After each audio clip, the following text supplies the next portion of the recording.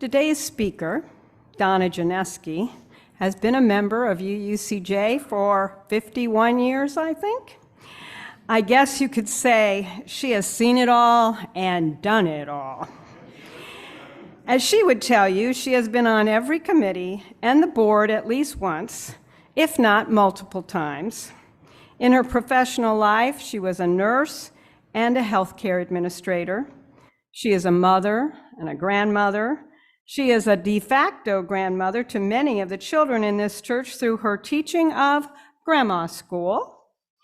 Donna was a facilitator for the Our Whole Lives program, otherwise known as OWL. That is a comprehensive sex education program taught to our high school students. She likes to tell me that she taught my daughter everything she knows about sex. Donna is an amazing gardener. Seeing and being in her garden is a treat for all who enter. She has hosted countless service auction events. Especially notable are her croning ceremonies and her thrift store shopping excursions. Over the past several years, Donna has offered a New Year's sermon that honors those that we have lost in our congregation and the world during the past year. Realizing that the homeless of our city die alone and with little recognition, Donna honors them in a candle lighting ceremony. We are honored that she has agreed to continue this service again this year. Welcome, a person that we are all honored to call our friend, Donna Janeski.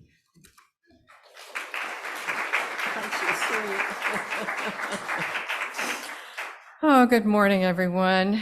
And I want to thank the worship committee for inviting me back once again for this first service of the year. It's truly an honor. It began with the previous minister, Ron Hersom, asking me to assist him with his first service of the year, which he recounted the previous year's happenings, honor those who left us, and investigate what might be in store for us in the coming year. In addition to that, though, I like to focus on a subject which may be a bit uncomfortable for some of us. It is death and grief, all that surrounds that subject. So many of us enthusiastically write out our New Year's resolutions at this time, going to the gym, losing weight, learning a language, saving money, all of that. By the way, you always know how much money you have, but you never know how much time you have. I think focusing on the present, as well as realizing we have a finite time to accomplish that which is important to us, will help us develop our resolutions, which may be very meaningful and important. Do you have a bucket list? How will you feel when you are in your last moments, knowing that very little has been achieved? Do you have regrets? How will you feel when you no longer have time to make amends or reconnect with important relationships? Forgiveness does not change the past, but it does enlarge the future. Is there something you always wanted to do but have never seemed to gotten around to? So yes, going to the gym may be important, but think of the significance of apologizing and reconnecting with an old friend you may have slighted, or taking that trip you always dreamed of. Our time here is finite, and yes, tomorrow may be another day for now, but there will come a time for all of us when all we have left is today. Arthur Miller said, maybe all we can do is hope to end up with the right regrets. Speaking of New Year's resolutions, of the 41% of Americans who make them, only 9% are successful at keeping them. What matters is doing something that makes you feel successful when you do it, so you are motivated to do it again. So think about your New Year's resolutions. When asked what word best describes their mood as the new year arrived, 39% chose hopeful, 24% worried, 11% fearful, and 18% exhausted. So in 2021, we had to navigate a new normal as we encountered all the effects of COVID. I think 2022 could be termed almost normal or getting to normal, but we are definitely not there yet. Church services have resumed in person, there's less mask wearing, but the church community has changed. We have less attendance and monetary support, very few children, which I miss very much, and some of our members and friends are still contracting COVID. There certainly was much angst as we deliberated critical questions about the future of UUCJ. So many areas of our lives have been affected by what's going on in the world today that we simply can't declare that we are back to normal. COVID is still with us with a daily average of 59,000 cases in the United States and daily deaths at 340. Since January, we have had 1,076,549 deaths in the United States. In addition, we have flu and RSV to contend with, and flu-related hospitalizations are the highest rate for this time ever, in a decade rather. What else did 2022 bring us?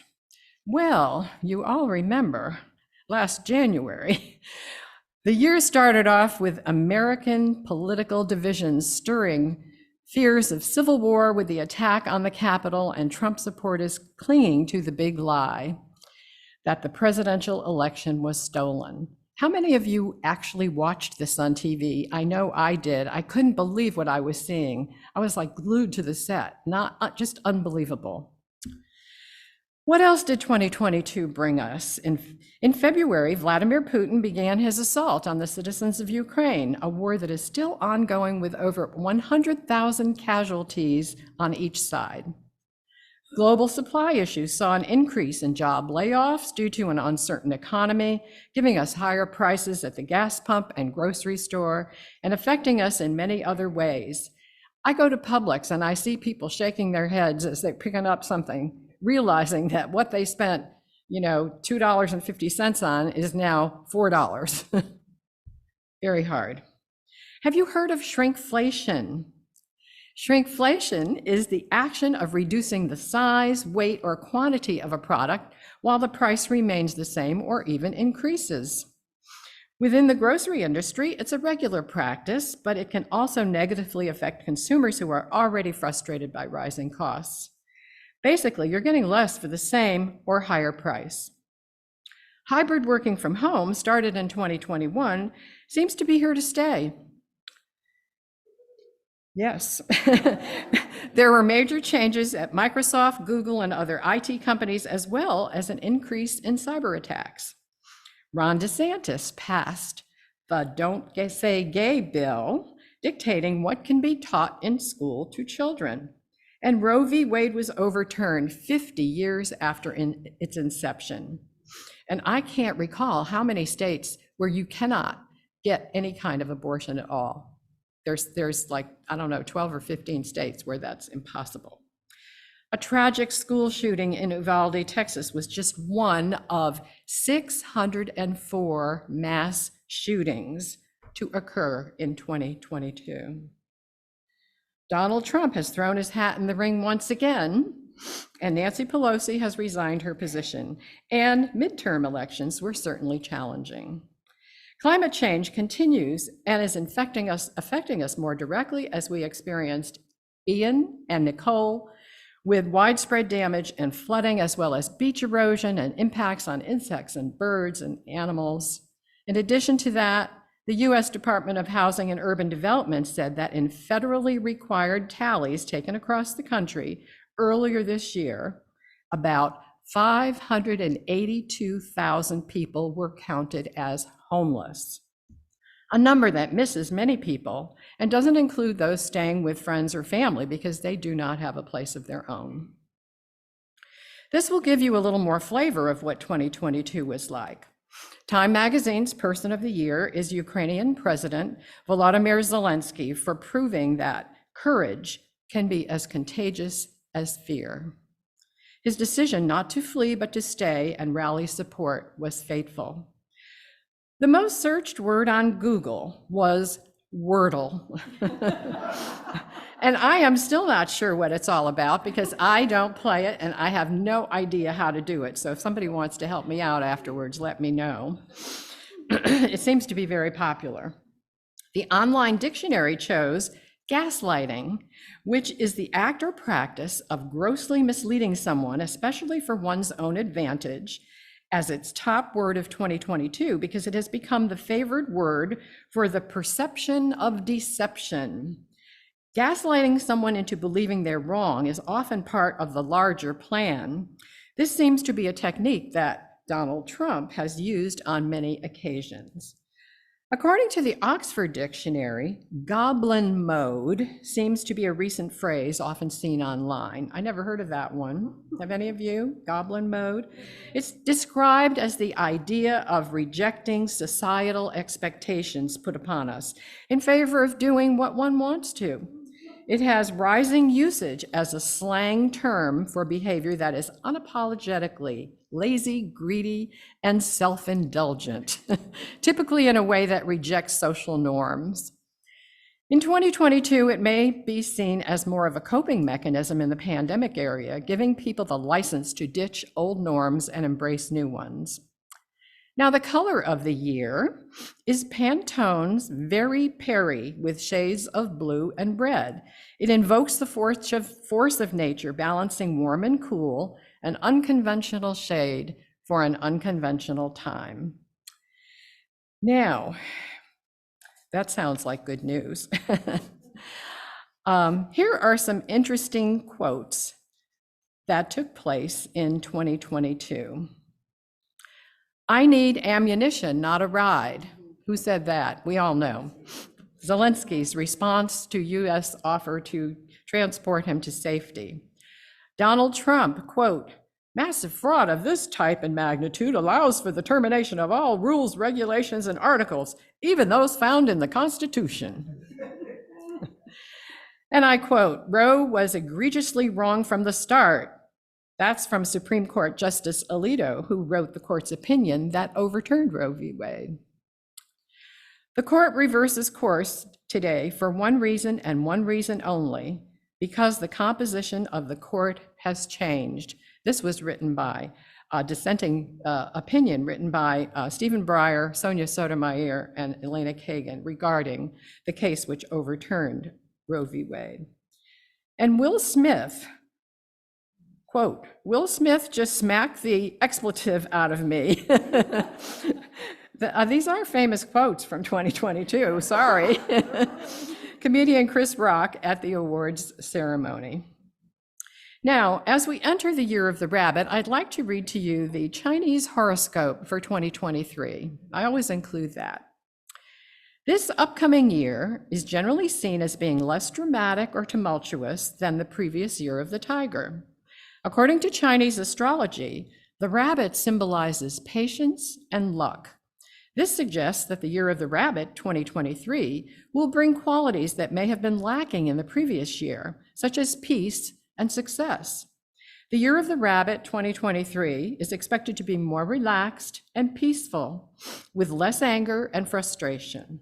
Additionally, it is predicted that financial success comes more easily during this year.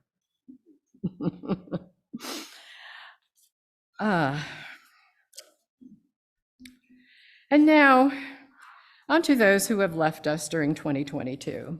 Here is a partial list of notables, and I know you've been reading some of this in the newspaper and magazines and so forth, so I'll just skip over and give you a little overview.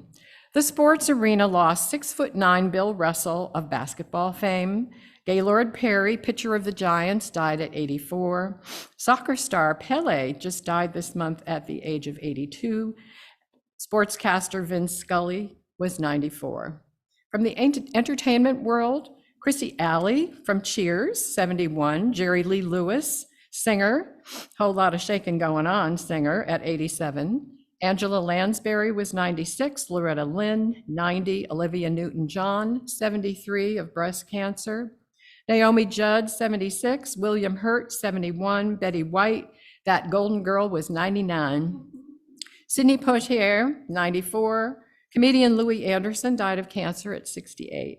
Bob McGrath, founding member of Sesame Street, died at age 90. And 65-year-old comedian Bob Saget. Most recently, Stephen Twitch Boss, the great dancer on the Ellen DeGeneres show, died at age 40 after taking his own life. And most recently, Barbara Walters, TV personality, died Friday at the age of 93. Pope Benedict also died yesterday at the age of 95. Other notables include Queen Elizabeth, 96, who had the longest reign in British history at 70 years as queen.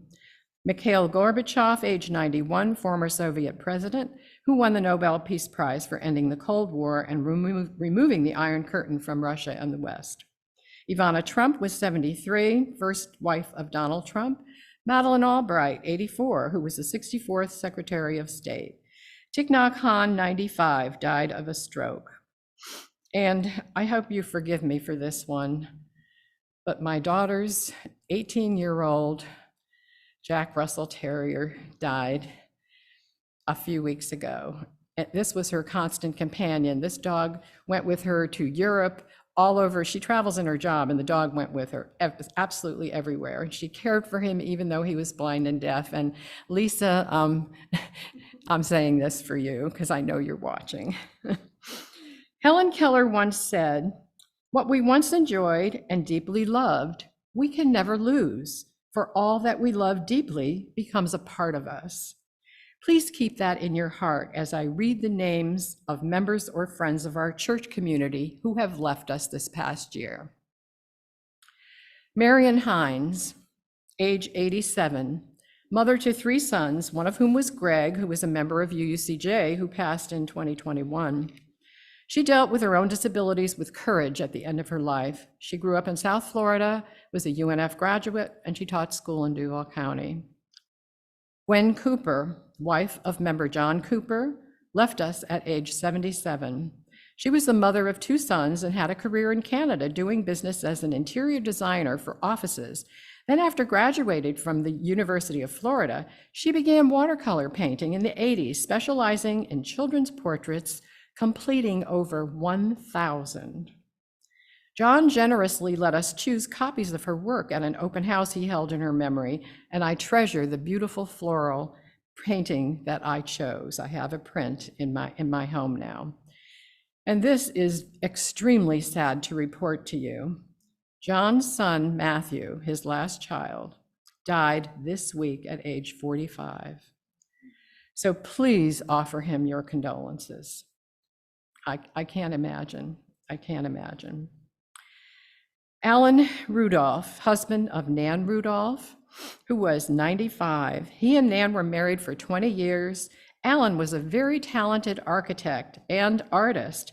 In fact, his company had him do all the renderings of new projects. He was also the leader of Pathfinders and active on many boards. Buck Plaster, husband of Sally Pickard, died at age 82 and dealt with difficult illness at the end of his life, but still managed to enjoy his relationship with his buddies, one of whom is my husband, Stuart, taking rides, playing cards, and enjoying each other's company. They were like brothers. He was indeed a good husband, father, and dear friend, always there for you, and you can count on him for sure. Buck and I were born the same year. My birthday is in April, and his was in August. And he never let me forget that he was younger than me. Alice Fletcher, age 92, she was a longtime member some years back. She had a degree in education and taught challenging students in alternative classes. She loved to travel and spent many years working in the Peace Corps in Liberia. She was a very talented seamstress, generously sharing her skill with others. Many of us have experienced losses of one kind or another during this pandemic year. Perhaps a job, depleted savings, loss of familiar activities, school absences, and deaths of loved ones. Any of these instances can cause us to grieve. Grief is a very personal experience, and often friends and family try to help us work our way through it, and often their attempts only cause us more anguish. I would like to read this piece by Donna Ashworth. I've never understood why people expect grief to fade. That's not how grief works. Grief ebbs and flows like all things in nature, sometimes a gentle caress of a wave over fine golden sands of time, and sometimes a tsunami that threatens to drown anyone in its path. I've never understood why anyone would say that time will heal grief. That's not how grief works. Grief is as strong unit by unit, measure by measure, as the love you felt for that person. And since love never dies or fades, why would grief? Yet in the saying of all this, take comfort in the knowledge that grief is the hallmark of a much adored soul, of a wondrous connection, of a glorious love. It is a bittersweet truth that a beautiful life will leave much grief in its wake. Being able to experience anguish and grief in response to the pain of our world is crucial to staying connected and engaged with life. Loss is part of the human experience. Learning to grieve is an important part of spiritual growth, but grief can feel overwhelming. There is a fear that giving into it, we will be lost to despair. And so many of us has become experts at compartmentalizing pain of the tragedies of our world, simply so we can get through our days. There are times when death is expected and brings relief from prolonged suffering. Yet the sudden absence death creates is often a shock, and those left behind often feel some guilt-tinged relief. A central teaching of Buddhism is that the art of life is embracing every moment and letting go as those moments end. We deepen our suffering by clinging to a status quo that is not in our power to preserve. It's a supremely difficult skill to master, this letting go, but it can bring a measure of peace. Ends, it seems, are often followed by beginnings. Farewell to 2022 and to all the loved ones we survivors had to let go. And now is the time to continue with our custom of reading the names of the homeless who have died in Jacksonville in 2022. But before we honor them, I would like to share this with you. What is it like to be homeless? And keep that number in your mind, 582,000, but it's probably much more than that. Okay. Homelessness is not just a problem of substance abuse, the physically handicapped, or people with mental illness. It can happen to anyone. Being evicted is humiliating and emotionally shattering as you watch all your belongings, your family heirlooms, your important papers, and identification thrown into the street, scattered to the wind. You begin to feel rootless, exposed, naked, alienated. It seems like the whole neighborhood knows all your business, but doesn't care. Soon afterward, human vultures pick over your possessions and steal what's not guarded. Now homeless, you spend all day looking for hot meals, a place to sit without being told to move on, somewhere to take care of bathroom needs, and a dry, quiet, warm space to sleep. There are no safe places to store belongings. Opportunities become elusive. Discrimination against the poor, especially the homeless, makes it harder to take care of grooming, the more complicated tasks like securing employment with living wages. Even getting a glass of water is a challenge. Nobody wants you around. You walk everywhere. Transportation and laundromats are not free. In so many little ways, you're constantly reminded that you are nothing without money. It's difficult to get a job when you're homeless. Employers look at you askance when they discover you live at no fixed address. If you reside in a shelter, you share a shower and toilet with something like 10 to 25 people.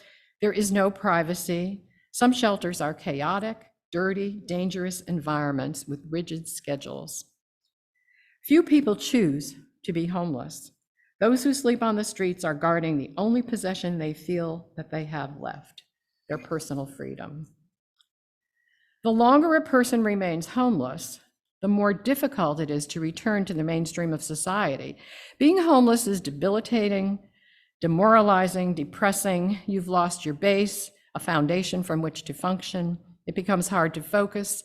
Constant obstacles chip away at your self-esteem, and your healthy personality withers, disintegrates, and scatters. No one should be homeless. In a country as wealthy as the United States, affordable housing should be a right, not a privilege. And now we are going to honor the homeless who have died in Jacksonville, in the city of Jacksonville. So I'm going to ask my candle lighters, we're going to light a candle as we read their names, and I would like you to read each name with me as I read it, and we will light a candle for them to honor and remember them. And you know, some of these people died with nobody cared, nobody gave any concern or thought to them. So just hold them in your heart when you say their name.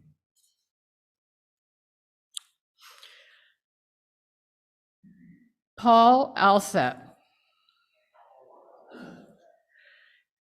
Dale Bell, Colette Bradford, Lamont Billings, Paul Burton, Cash Dunkley, Junior Duncan, Marcus Dixon, Bradley Diamond, Christopher Edwards, Louis English, Jean Gatlin, Lawrence Greer, William Hardy, Donald Lucas, Sherry Manning, Kevin Matheny, Malik Morris, Donald Nebler, Edward Mark Russell, Tyrone Smith, Frank Sobchak, Carolyn Sullivan, Robert Tippins, Isaac Victory, Donald Volhop, Jesse Walker, Cynthia White, Harold White, John Wynant, Keith Waters.